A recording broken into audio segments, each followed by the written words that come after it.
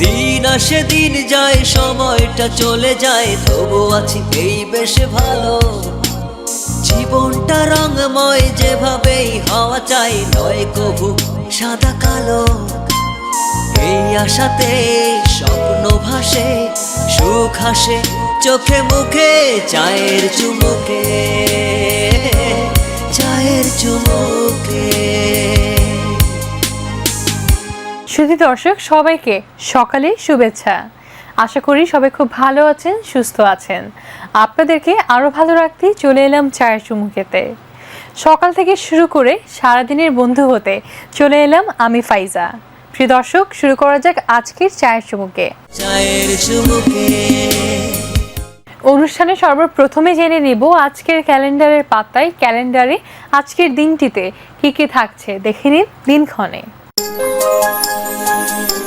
আজ মঙ্গলবার 28শে মার্চ 2017 খ্রিস্টাব্দ, 14ই চৈত্র 1423 বঙ্গাব্দ, 28শে জামাদিউ সানি 1438 হিজরি। নীল নবঘনে আশার গগনে, তিল ঠাই আর নাহিরে, ওগো আজ তোরা যাসনে ঘরের বাহিরে।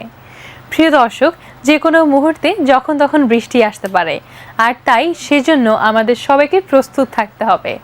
আজকের আবহাওয়াতে কি কি থাকছে দেখে নিন ওয়েদার আপডেটে।